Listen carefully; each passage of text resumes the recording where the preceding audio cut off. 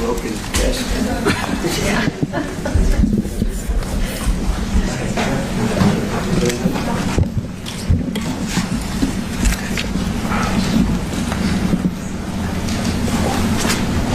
Well, thank you very much. It's an honor to have a friend of mine because we went through this together and got along very well for my entire period of time. So I knew him as a very young man. Now he's just a young man. And he's done a fantastic job. Mr. President, it's an honor to have you. Thank you, Mr. President. Incredibly for your country. And we appreciate working with you because you want to stop crime, and so do we. And it's very, very effective. And I want to just say hello to the people of El Salvador and say they have one hell of a president. Okay, and I mean that, and I know him well.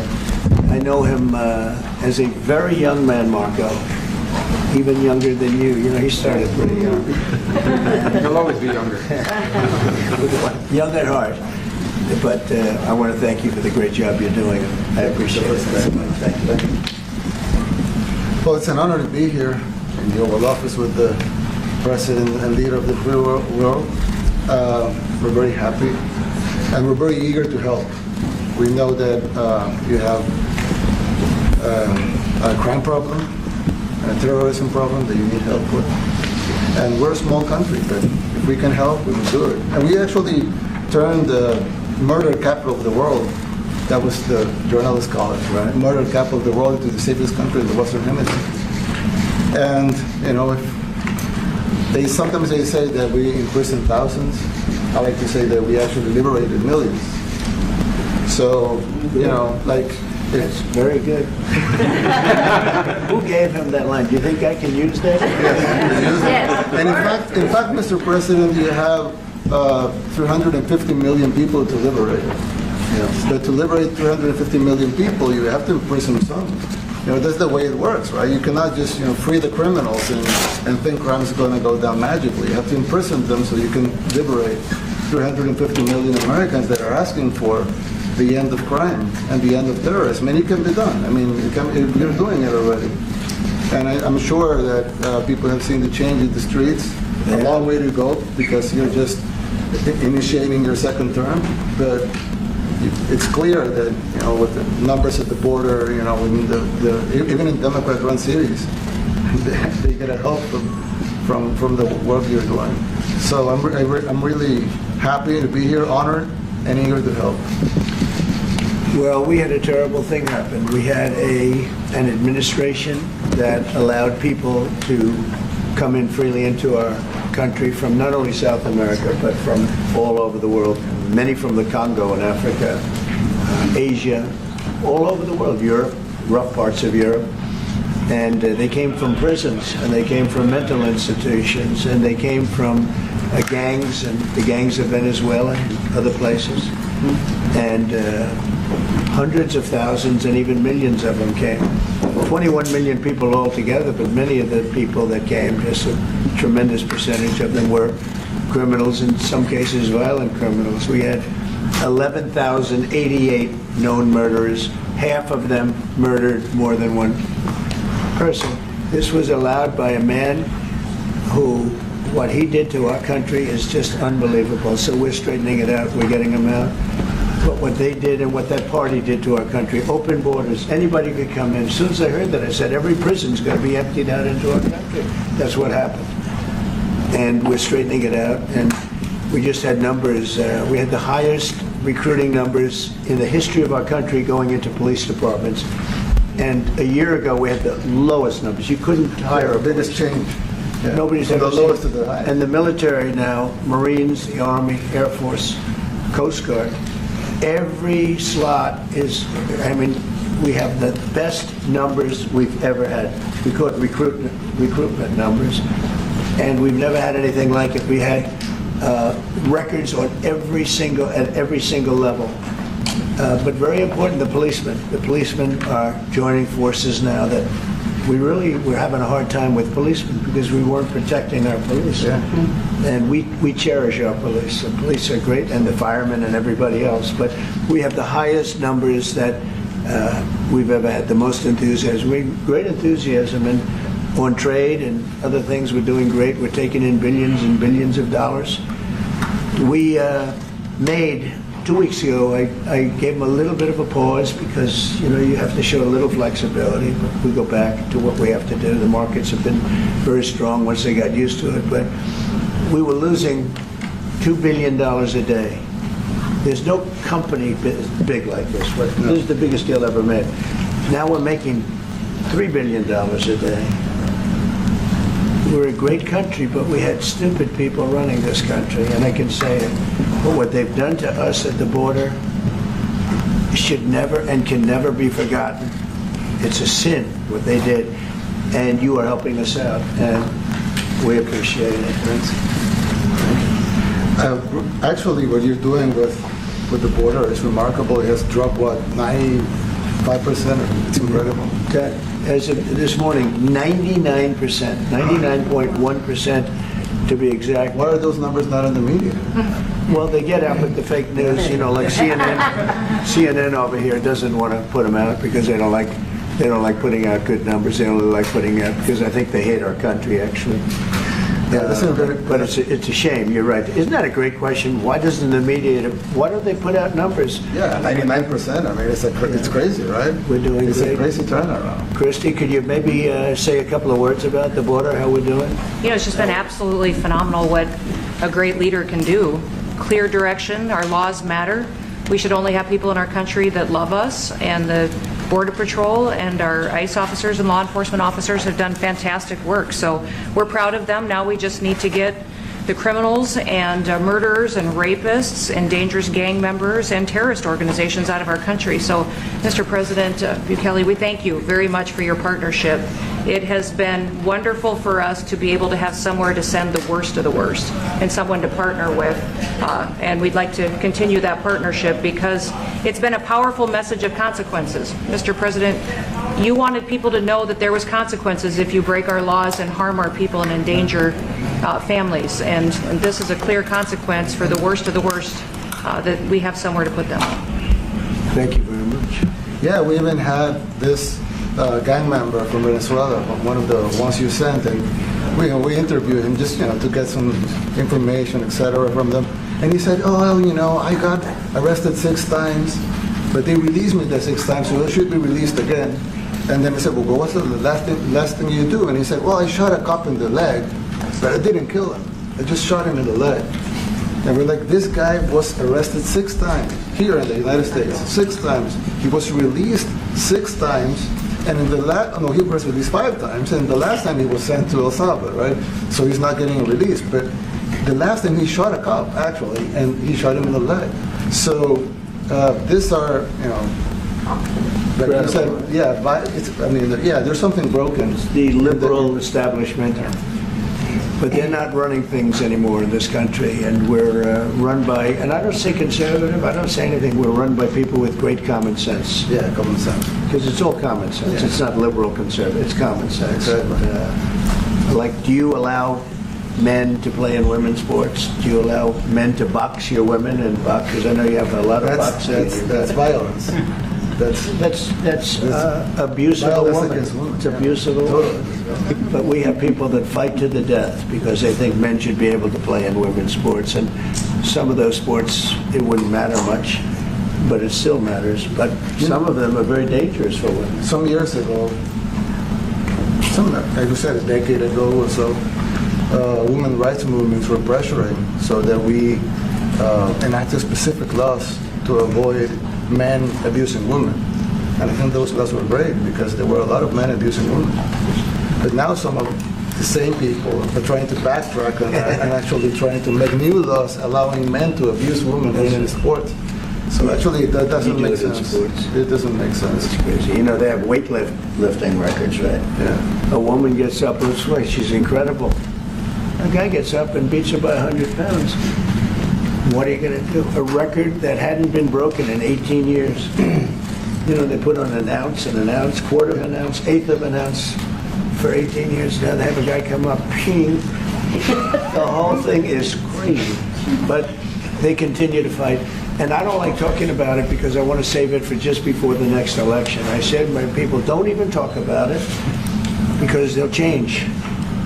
And but I watched this morning, there was a congressman fighting to the death for men to play against women in sports. And you say to yourself, why? What are they doing, right? What are they doing? But your country's not too big in that. No, of course not. We're big in protecting women. Good. That's right. It's a very important form of protection, too. And as you can see, most of my cabinet are women, so. That's impressive. Yeah. That's why you're And they're running. not DEI hires or anything. They're just great at what they do. Right? That's right. This is very impressive. Yeah, This no. is a first. We've had women, but we've never had 3 of them right here. That's 4 and 3 men. Look at what we have. You guys feel a little bit mistreated? That's good. I like it. We've been advanced. I've been very advanced in that regard too. We have Pam, who's been so fantastic. Christy, and the most powerful woman they see I anywhere. know, exactly. Rated. They're all afraid of her. Susie Wells, they say, oh, she's tough. Yeah. Most powerful woman in the world, according to magazines. What do I know? Yes. But I think she probably is. Yeah, she probably is. You know, she probably is. Congratulations. And you know, Stephen has done such a great job. Thank you, sir. We have great people. Very famous too. But we love working with him. He really lets them have it. Right? Yeah, exactly. There's no games. No. It's very good. He knows. Do you have any questions, please? President Trump? No, let's not start Mr. with President. CNN because they're just so Mr. President. wrong. Yeah, please. Yeah, thank you, Mr. President. You repeatedly mentioned last night that Russia's attack on Ukraine was a mistake. What is the exact mistake? And had you given Putin a deadline to actually move toward a ceasefire? The mistake was letting the war happen. If Biden were competent, and if Zelensky were competent, and I don't know that he is. We had a rough session with this guy over here. He just kept asking for more and more. That war should have never been allowed to happen. That war, I went 4 years and Putin wouldn't even bring it up. And as soon as the election was rigged and I wasn't here, that war started. There was no way that war should have been allowed to happen. And Biden should have stopped it. And you take a look at Putin. I'm not saying anybody's an angel, but I will tell you, I went 4 years and it wasn't even a question. He would never, and I told him, don't do it. You're not going to do it. And it was the apple of his eye, but there was no way that he would have done it. All you had to do is lower oil prices. If you lowered oil prices, Biden kept the prices so high because he made it impossible to get it. If you lowered oil prices, you would have never had the war. But you wouldn't have had it with me anyway. That war would have never happened. And I think it's a great abuse. So now what do? You get a country where 25% of its land is gone, and the best locations, where millions of people are killed. You know, you haven't reported accurately the death. And this was Biden's war, and I'm trying to stop it. And I think we're going to do a good job. I hope we're going to do it. They lose 2,500 young people a week, think on average. Now they're Russians and they're Ukrainians, but it's 2,000. We don't care. It's like whatever it is. They're not from your country. They're not from mine. But I want to stop it. 2,500. It's a killing field. It's like the Civil War. You take a look. I look at the satellite pictures. This should not be happening in our time. Of course, our time can be pretty violent, as we know. But that's a war that should have never been allowed to start. And Biden could have stopped it, and Zelensky could have stopped it, and Putin should have never started it. Everybody's to blame. Have you spoken to President Zelensky, sir, about his offer to purchase more Patriot missile batteries? Oh, I don't know. He's always looking to purchase missiles, you know. He's against, listen, when you start a war, you got to know that you can win the war, right? You don't start a war against somebody that's 20 times your size and then hope that people give you some missiles. If we didn't give them what we gave, remember, I gave them javelins. That's how they won their first big battle with the tanks that got stuck in the mud, and they took them out with javelins. They have an expression that Obama at the time, Obama gave them sheets and Trump gave them javelins. But just something that should have never happened. It's a really shame. The towns are destroyed. Towns and cities are, you know, largely destroyed. They have the spires, you know, the beautiful spires that go up. They say they were the most beautiful in the world in Ukraine for whatever reason, but the most beautiful in the world. They're mostly laying on their side, shattered and broken. And most importantly, you have millions of people dead. Millions of people dead because of 3 people. I would say 3 people. Let's say Putin, number 1. But let's say Biden, who had no idea what the hell he was doing, number 2, and Zelensky. And all I can do is try and stop it. That's all I want to do. I want to stop the killing. And I think we're doing well in that regard. I think you'll have some very good proposals very soon. Last question, sir. Have you attributed a motive through the FBI investigation behind the attack on Governor Josh Shapiro over the weekend? No, I haven't, but the attacker was not a fan of Trump, I understand, just from what I read and from what I've been told. The attacker basically wasn't a fan of anybody. It's probably just a whack job. And certainly a thing like that cannot be allowed to happen. Good relation with President Bukele, the best guarantee that this time you won't terminate the temporary I have protected a status. great relationship with this man. I have the best relationship with him. We've known each other. I've known him since he was a very young man, as I said, very, very young, and I was impressed. I said, look how this guy is. In fact, you sort of look like a teenager. You look like a teenager. I said, what kind of a country is this? He grew up well in the last 5 years. Do you support the extension for nationals of El Salvador under temporary support protected him. status? Do you plan to ask him? Do you plan to ask him? Let's hear the question from this very low-rated anchor at CB. Thank you, President. Do you plan to ask President Low-rated. Bukele to help return the man who your administration says was mistakenly Which one is that? deported? The man who was mistakenly deported to El Salvador? Well, let me ask Pam, would you answer that question? Sure, President. First and foremost, he was illegally in our country. He had been illegally in our country. And in 2019, 2 courts, an immigration court and an appellate immigration court, ruled that he was a member of MS-13 and he was illegally in our country. Right now, it was additional paperwork had needed to be done. That's up to El Salvador if they want to return him. That's not up to us. The Supreme Court ruled, President, that if, as El Salvador wants to return him, this is international matters, foreign affairs, if they wanted to return him, we would facilitate it, meaning provide a plane. So will you return him, President And Bukele? you are doing a great job. Thank you. ¿Usted estaría Wait dispuesto a minute. Can you just also respond to that question? Because, you know, it's asked by CNN, and they always ask it with a slant, because they're totally slanted, because they don't know what's happening. That's why nobody's watching them. But would you answer that question also, please? Yes, gladly. So, as Pam mentioned, there's an illegal alien from El Salvador. So, with respect to you, he's a citizen of El Salvador. So, it's very arrogant even for American media to suggest that we would even tell El Salvador how to handle their own citizens as a starting point. As 2 immigration courts found that he was a member of MS-13. When President Trump declared MS-13 to be a foreign terrorist organization, that meant that he was no longer eligible under federal law, which I'm sure you know, you're very familiar with the INA, that he was no longer eligible for any form of immigration relief in the United States. So he had a deportation order that was valid, which meant that under our law, he's not even allowed to be present in the United States and had to be returned because of the foreign terrorist designation. This issue was then, by a district court judge, completely inverted, and a district court judge tried to tell the administration that they had to kidnap a citizen of El Salvador and fly him back here. That issue was raised with the Supreme Court, and the Supreme Court said the district court order was unlawful, and its main components reversed 9-0 unanimously, stating clearly that neither Secretary of State nor the President could be compelled by anybody to forcibly retrieve a citizen of El Salvador from El Salvador, who again is a member of MS-13, which, as I'm sure you understand, rapes little girls, murders women, murders children, is engaged in the most barbaric activities in the world, and I can promise you, if he was your neighbor, you would move right away. So you don't plan But to the ask for Supreme him Court to is get asking it back? to... And Is that- what was the ruling in the Supreme Court, Steve? Was it 9-0? Yes, it was a 9-0 In our favor? in our favor against the district court ruling, saying that no district court has the power to compel the foreign policy function of the United States.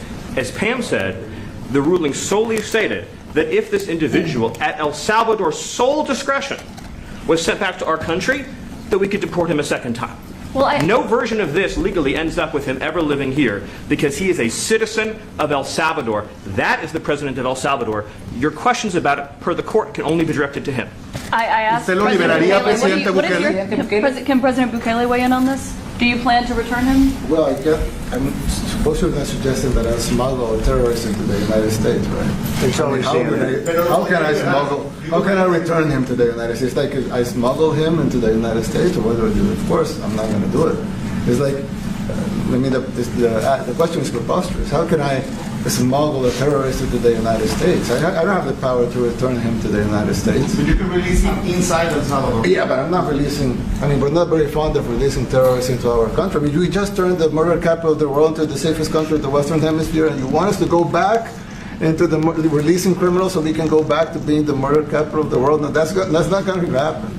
Well, they'd love to have a criminal, released into our I mean, there's a fascination. They would love it. Yeah. They're sick. These are sick people. Marco, do you have something to say about Yeah, I mean, Stephen Island, I don't understand what the confusion is. This individual is a citizen of El Salvador. He was illegally in the United States and was returned to his country. That's where you deport people, back to their country of origin.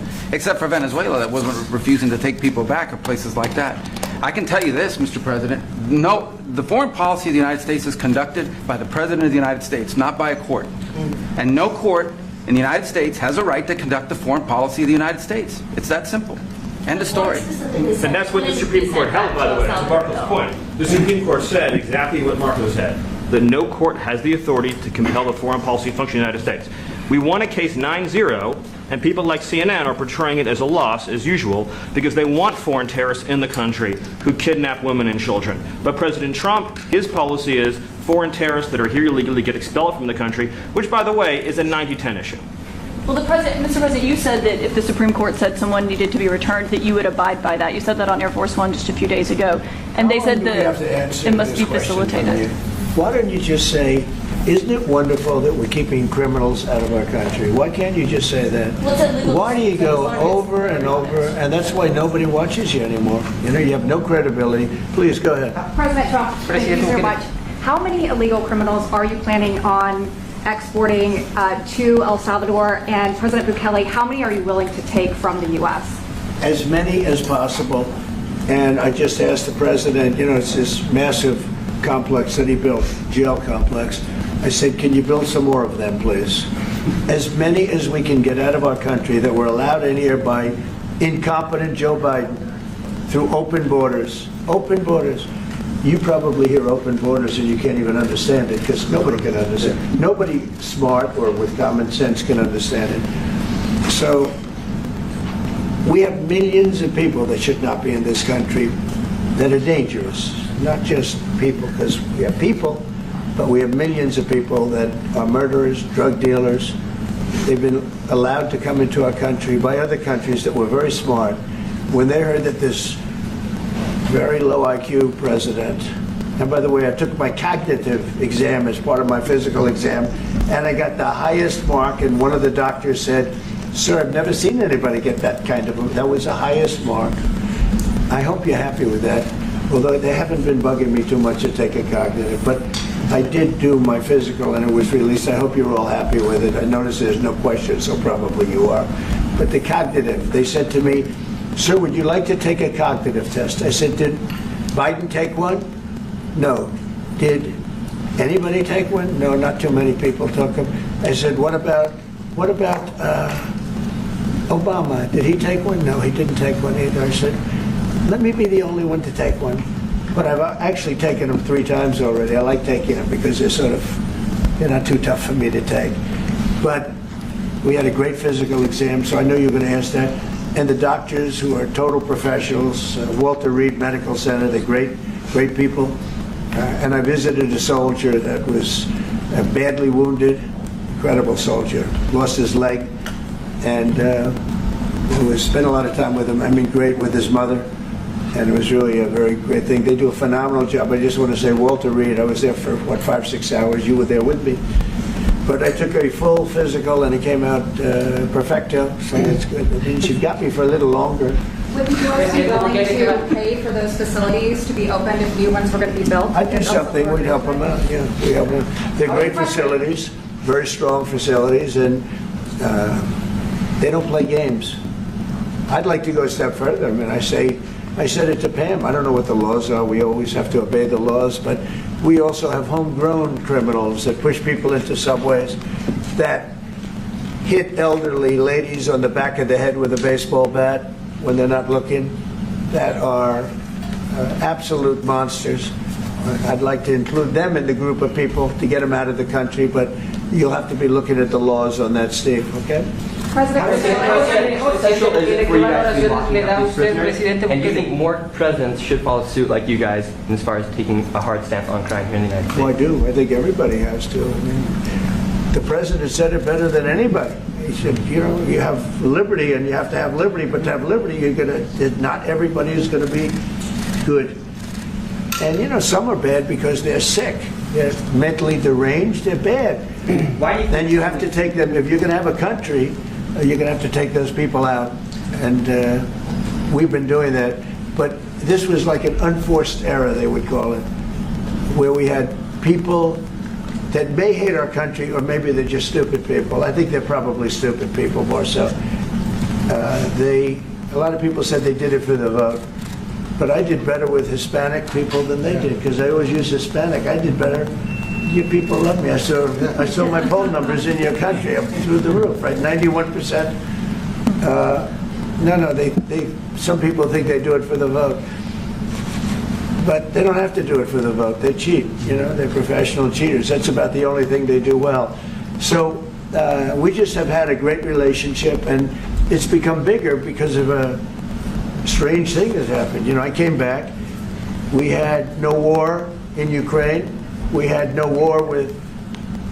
October 7th Middle East problem, we had nothing, we had no inflation, we didn't have the Afghanistan, most embarrassing moment in the history of our country, the Afghanistan, not withdrawing, because I would have been out, you know, I had it all set to bring people out with dignity and pride.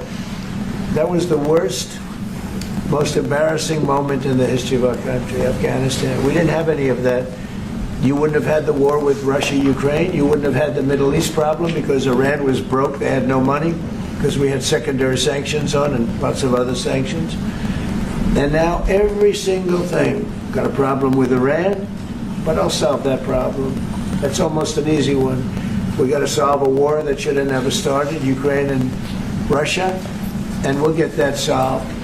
And we have to solve problems, and we already solved inflation. You know, if you look at the numbers are incredible, actually. The stock market's up, and we're not letting other countries take advantage of this country like they have for the last 40 years.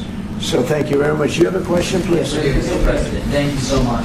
You scored another major investment win this morning when NVIDIA pledged to build its AI supercomputer, the first time ever, right here in the United States. Thank you. That's a question I like. That's true. What is your reaction to this announcement, sir, and how will this positively benefit Americans across the country? Well, it's one of the biggest announcements you'll ever hear, because NVIDIA, as you know, controls that almost the entire sector, which is one of the most important sectors in the world, between chips and semiconductors and everything else. And they're the biggest. And the other biggest we already have coming in is spending $300 billion, as you know. They announced 2 weeks ago. But NVIDIA is so highly respected. And this was an announcement that a lot of people, I knew it was going to happen, but not to the extent that it happened. It's big. And the reason they did it is because of the election on November 5th and because of a thing called tariffs. As I say, the most beautiful word in the dictionary. After love, God, relationship. The press actually hit me and said, tariff is the most beautiful word in the dictionary. What about family, love, God?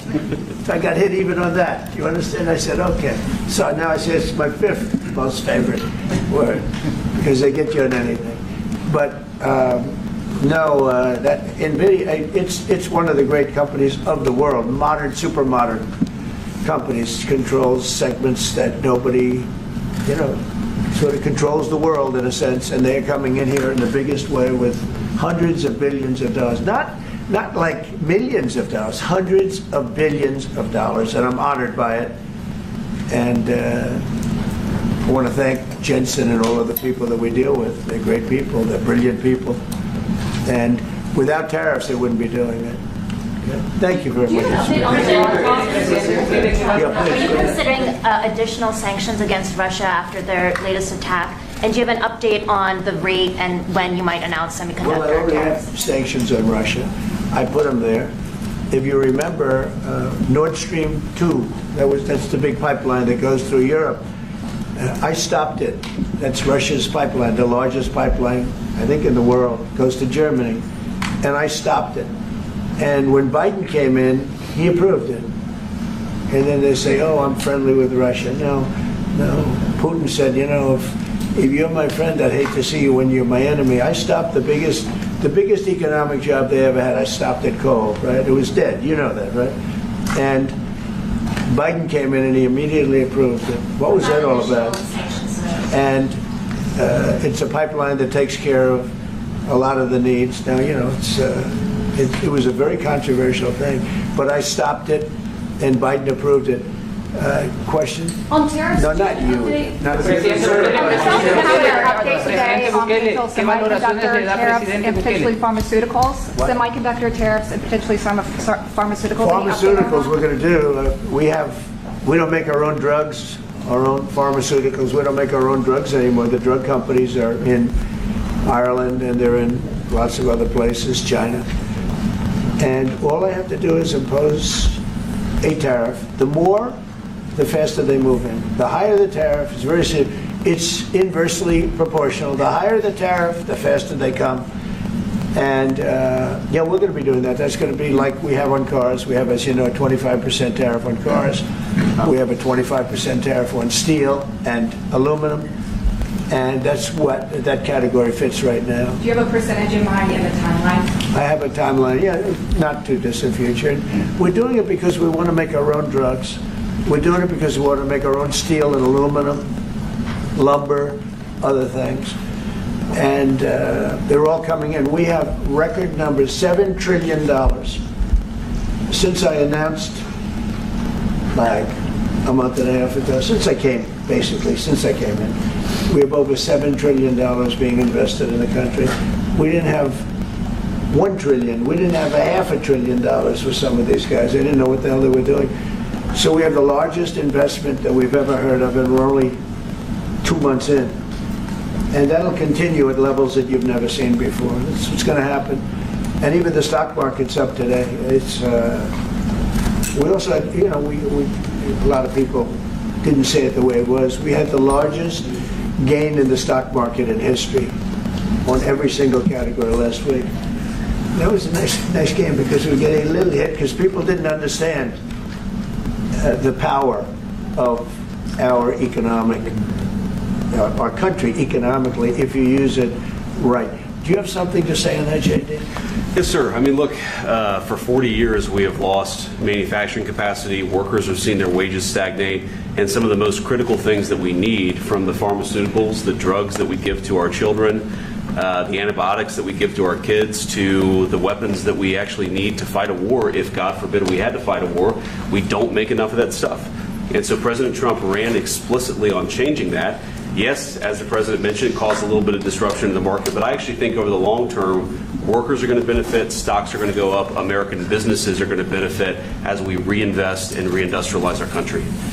And the auto workers and the Teamsters and all of the unions, you know, not traditionally Republican, but I'm winning those unions by, we're up 40, 50 points on the Democrats. They're losing everything. And they're losing everything because they just have policies that are not believable. They fight for policies that are 5% popular, and nobody knows who the 5% are. I mean, nobody can find the 5%. But if you go back to Ohio, and by the way, we have the great championship team from Ohio coming in today, right? Very big day. And that's going to be a little bit later. And that'll be, if you want to stick around, I'll introduce you to some nice people. You'll see some very large people, right? You'll see some people that Even you have not seen people like this. These are big. These are 6'7", 380 pounds with no fat. Okay, that's pretty good. Yeah? But the team, the national championship team, is being honored today at the White House, so that'll be exciting. If you're around, you want to stay around, I'll have you up there. You can tell them all about your prison, how you have to behave. Okay. Who else? Exemptions on electronics. You said yesterday that you're making a decision on Iran very quickly. What do you mean by that? Is that a decision to strike Iran? Solve their problem very quickly. Iran wants to deal with us, but they don't know how. They really don't know how. We had a meeting with them on Saturday. We have another meeting scheduled next Saturday. I said, that's a long time. You know, that's a long time. So I think they might be tapping us along. But Iran has to get rid of the concept of a nuclear weapon. They cannot have a nuclear weapon. He can't have a nuclear weapon. Nobody can have. We can't have anybody having nuclear weapons. You know, we can't have nuclear weapons. And I think they're tapping us along because we're so used to dealing with stupid people in this country. And I had Iran perfect. You had no attacks. You would have never had October 7th in Israel, the attack by Hamas. Because Iran was broke. They were stone cold broke when I was president. And I don't want to do it. I want them to be a rich, great nation. The only thing is, one thing, simple. It's really simple. They can't have a nuclear weapon. And they got to go fast. Because they're fairly close to having one. And they're not going to have one. And if we have to do something very harsh, we'll do it. And I'm not doing it for us. I'm doing it for the world. And these are radicalized people, and they cannot have a nuclear weapon. Does that include a potential strike on Iranian nuclear facilities? Of course it does. And just a follow-up question, a clarification. You mentioned that you're open to deporting individuals that aren't foreign aliens but are criminals to El Salvador. Does that include potentially U.S. citizens fully naturalized Americans? If they're criminals and if they hit people with baseball bats over their head that happen to be 90 years old, and if they rape 87-year-old women in Coney Island, Brooklyn, yeah, that includes them. What do you think? There's a special category of person? They're as bad as anybody that comes in. We have bad ones too, and I'm all for it because we can do things with the president for less money and have great security. And we have a huge prison population. We have a huge number of prisons, and then we have the private prisons, and some are operated well, I guess, and some aren't. But he does a great job with that. We have others that we're negotiating with too. But no, if it's a homegrown criminal, I have no problem. Now, we're studying the laws right now. Pam is studying. If we can do that, that's good. And I'm talking about violent people. I'm talking about really bad people. Really bad people. Every bit as bad as the ones coming in. And I made the statement when I heard about this a long time ago now, 4 years ago. When I heard that this guy was having open borders, I said every single criminal from all over the world is going to be dumped into our country. And that's what happened. The jails of the Congo were emptied out. The jails of Venezuela were emptied out. And you know what happened? Their crime went way down. But now Venezuela has other problems. You know what the problem is? They have no money. Yeah. Because I shut off their oil, and we put secondary tariffs because they're not doing what's right over there. They know what to do. We spoke to them. I spoke to them. They know what to do. But they have no money. Venezuela has no money. But Iran had no money. And Iran behaved so beautifully.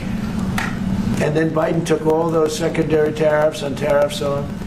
I told China, you can't buy oil. If you buy oil from Iran, China, I told it to President Xi, then we no longer want you to do business with the United States of America. And those ships disappeared from that harbor so quickly. China.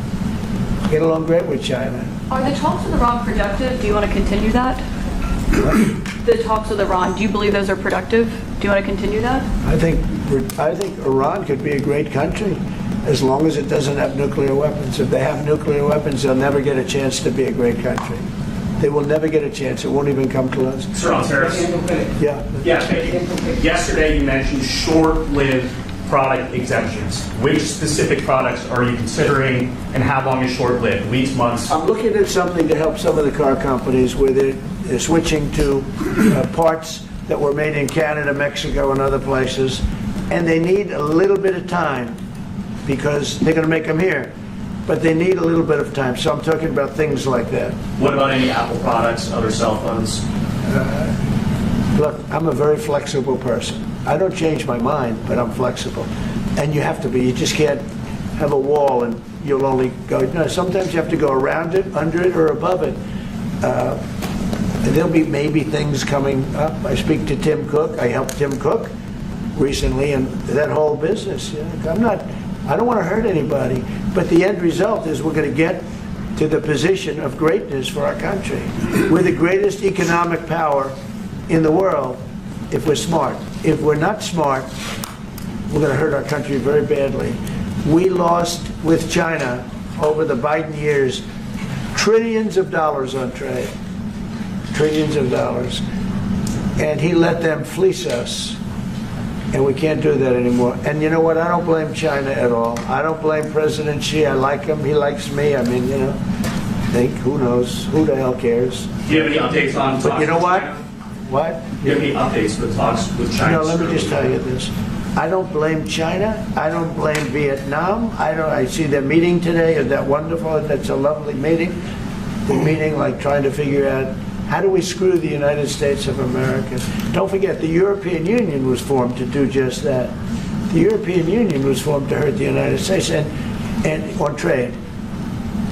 And they get us on NATO because they don't pay their bills. But now, since I got involved, they have been paying their bills. I took in over $600 billion for NATO. Nobody took in anything. I mean, they were all delinquent.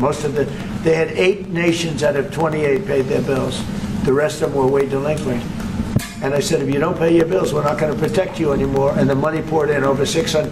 The Secretary General last week made that statement. He said, I've never seen anything like it. We couldn't get anybody to pay because the United States was footing the bill for NATO. Well, we got hurt there, and we got hurt on trade, likewise, European Union. And they've got to come to the table, and they're trying to. They're trying to. But the European Union has taken terrible advantage. They don't take our food products. They don't take our cars.